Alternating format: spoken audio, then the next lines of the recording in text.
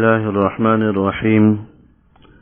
عن أنس رضي الله تعالى عنه قال: كان النبي صلى الله عليه وسلم في السوق فقال رجل: يا أبا القاسم، فالتفت إليه النبي صلى الله عليه وسلم فقال: إنما دعوت هذا. فقال النبي صلى الله عليه وسلم: سموا باسمي ولا تكتنوا بكنيتي. وفي رواية عن جابر رضي الله عنه قال: سموا باسمي ولا تكتنوا بكنيتي فإني إنما جعلت قاسما أقسم بينكم. یہاں سے جن احادیث مبارکہ کا سلسلہ شروع ہو رہا ہے، اس میں وہ احادیث نقل کی جائیں گی جن میں ناموں سے متعلق احکام واضح ہوں گے۔ یہ معلوم ہوگا کہ کس طرح کے نام رکھنے چاہیے، کون سے نام اچھے ہیں، کون سے نام برے ہیں۔ لوگ آج کل ناموں کے حوالے سے بھی بڑے پریشان رہتے ہیں، اور لوگ بس اوقات یونیک اور انٹیک ناموں کے چکروں میں اپنی اولاد کے ایسے نام رکھ جاتے ہیں جو بے معنی اور مہمل قسم کے ہوتے ہیں۔ لوگوں کی معلومات کے ایک بڑا ذریعہ گوگل ہوتا ہے، گوگل سرچ انجن، اس کے ذریعے وہ سرچ کر جاتے ہیں اور جو وہ بتا دے بس اس کے مطابق نام رکھ لیتے ہیں، حالانکہ 90% الفاظ معانی غلط لکھے ہوئے ہوتے ہیں، درست نہیں ہوتے۔ اس لیے جب تک کسی مستند عالم سے جو عربی سے مناسبت رکھتا ہو تصدیق نہ کر لی جائے، اس وقت تک اس پر عمل درآمد نہیں کرنا چاہیے اور اس کے مطابق نام نہیں رکھنے چاہیے۔ تو یہاں سے وہ احادیث ہے جن کا تعلق ناموں سے ہے۔ حضرت انس رضی اللہ تعالیٰ عنہ ایک دفعہ کا واقعہ بیان کرتے ہیں کہ حضور علیہ الصلوۃ والسلام کسی غرض سے بازار میں تھے۔ اس دوران کسی نے پیچھے سے آواز دی: اے ابو القاسم۔ ابو القاسم یہ حضور علیہ الصلوۃ والسلام کی کنیت تھی۔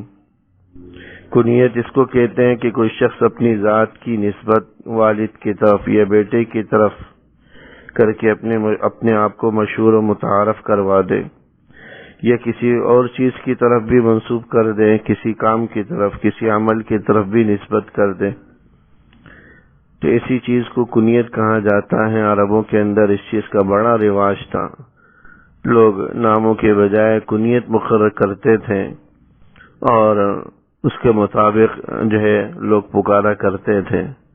حضرت عمر رضی اللہ تعالیٰ عنہ ان کی کنیت ابو حفص آتی تھی، جو ان کی صاحبزادی حفصہ کی طرف منسوب ہو کر تھی۔ اسی طرح حضرت ابو ہریرہ، ابو ہر بلی والا ان کو کہا جاتا تھا کہ ایک دفعہ ان کے پاس بلی تھی، آپ علیہ الصلوۃ والسلام نے ان کو ابو ہر کہہ دیا تھا۔ اس وقت سے لوگ ان کو ابو ہریرہ کے نام سے جانتے تھے۔ ابو جہل خود کو ابو الحکم کہلواتا تھا، حکمت والا دانا شخص۔ آپ علیہ الصلوۃ والسلام نے اس کے نام کو بدل کر، کنیت کو بدل کر ابو جہل کر دیا تھا، لہذا دنیا اب ابو جہل ہی کے ناموں سے جانتی ہے۔ تو کنیت ایسی چیز کو کہا جاتا ہے جس میں آدمی کسی چیز بات کی طرف یا اپنی اولاد کی طرف منسوب کر کے کوئی نام رکھ لے، اپنے آپ کو متعارف کروا۔ تو ایک شخص نے پیچھے سے آواز دی، آپ علیہ الصلوۃ والسلام بازار میں تھے، ابو القاسم، آپ متوجہ ہوئے اس آدمی کی طرف، تو وہ کہنے لگا: انما دعوت ھذا، کہ اللہ کے رسول، میں نے تو فلاں آدمی کو پکارا تھا، آپ کو نہیں۔ آپ علیہ الصلوۃ والسلام نے فرمایا کہ سموا باسمی ولا تکتنوا بکنیتی، کہ تم میرا نام تو رکھ سکتے ہو لیکن میری کنیت نہیں رکھو۔ اور دوسری روایت کے اندر تفصیل ہے کہ تم میرا نام رکھو، میری کنیت نہ رکھو، کیونکہ میں قاسم ہوں، میں تمہارے درمیان تقسیم کرتا ہوں۔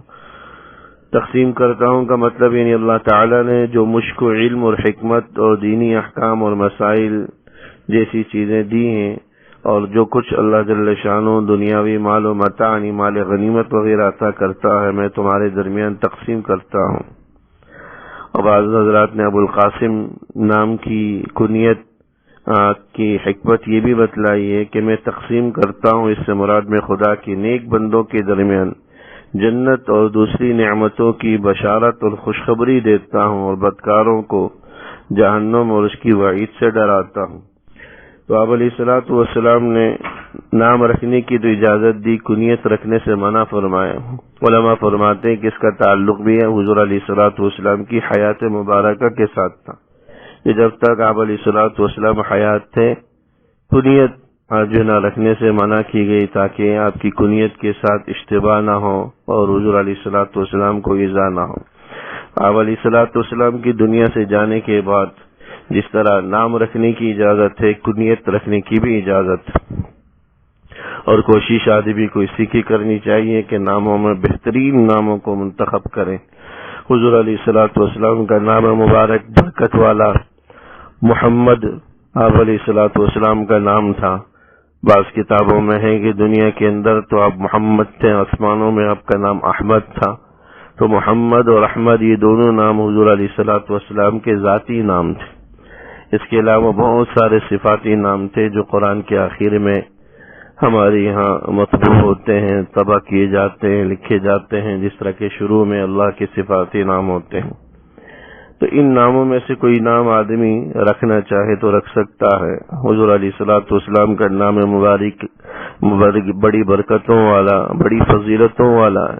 بعض احادیث مبارکہ کے اندر اس کی بڑی فضائل آئے، اگرچہ وہ فضائل کچھ ضعیف اور کمزور ہیں، لیکن ہیں بڑے قیمتی فضائل۔ اس برکت سے آدمی رکھ لے تو انشاءاللہ تعالی وہ برکت کا باعث بنے گا۔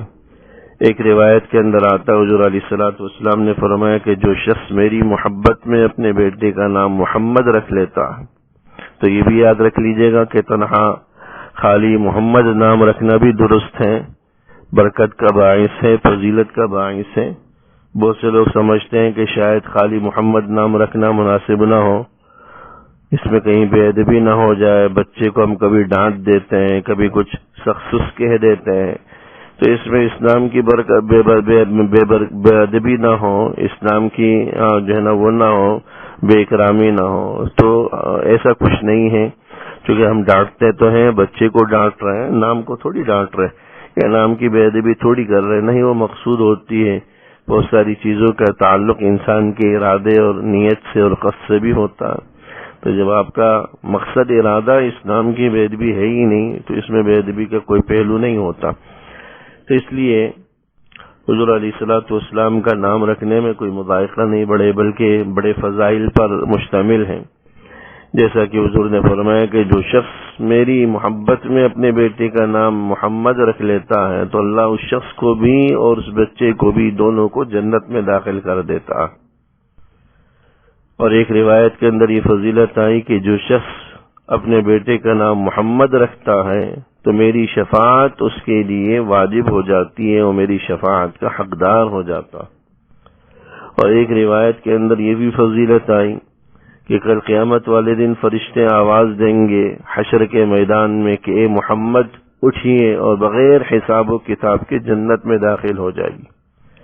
فرشتوں کا اشارہ اگرچہ حضور علیہ الصلوۃ والسلام کی طرف ہوگا، لیکن ہر وہ آدمی جس کا نام محمد ہوگا وہ یہ سمجھتے ہوئے کہ شاید مجھے کہاں جا رہا، وہ اٹھ کھڑا ہوگا۔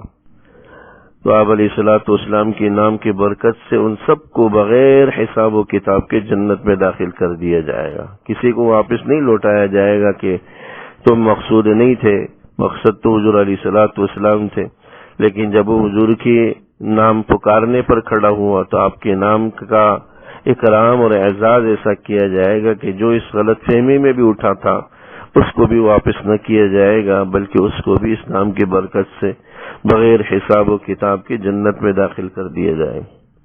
اور ایک اور روایت میں امام مالک رحمہ اللہ تعالی کا یہ قول بیان کیا گیا، فرماتے تھے کہ میں نے اہل مکہ سے سنا ہے کہ جس شخص کا نام محمد ہوتا ہے اس کے پڑوسیوں کو بھی اس نام کی برکت سے رزق دیا جاتا ہے، تو اس نام کی برکت سے اس کے پڑوسی بھی رزق سے محروم نہیں ہوتے۔ اتنے فضائل، اتنی برکتیں ہیں، اگرچہ یہ احادیث کچھ کمزور اور ضعیف کہلاتی ہیں، لیکن فضائل میں آدمی ان کو استعمال کر سکتا ہے۔ تو ایسے ناموں کو اسی طرح بعض روایتوں سے عبداللہ اور عبد الرحمن کے حوالے سے آتا ہے، یہ اللہ کو بڑے محبوب اور پسندیدہ ناموں میں سے ہیں، کیونکہ اس کے اندر عبدیت کا، بندگی کا معنی۔ تو ایسے نام آدمی کو اختیار کرنے چاہیے، یہ نہیں کہ بھائی یونیک قسم کے نام کے چکر میں اور انٹیک قسم کے نام کے چکر میں بچوں کی اٹھ پٹانگ قسم کے نام رکھے جائیں تو یاد رکھیے گا کہ ان ناموں کا بھی بڑا اثر بچے کی ذات پر ہوتا ہے، بچے کی شخصیت اور وجود پر ہوتا ہے۔ جیسا نام رکھیں گے ایسے ہی بچے کے اقوال و افعال اور کردار ہوں گے۔ ان حضرات کے نام برکت کے لیے، حضرات صحابہ کے نام، حضرات انبیاء کے نام برکت کے لیے آدمی رکھتا ہے تاکہ ان کی برکات اس بچے کے اندر منتقل ہو جائیں، اور واقعتاً ہوتی ان ناموں کا اثر ہوتا ہے۔ اللہ جل شانہ ان کی برکات کو اس بچے کے اندر ایک حد تک منتقل فرما دیتا۔ اللہ جل شانہ عمل کرنے کی توفیق نصیب فرمائے۔ وصلی اللہ تعالی علی النبی الکریم وعلى آلہ وصحبہ اجمعین برحمتک یا ارحم الراحمین۔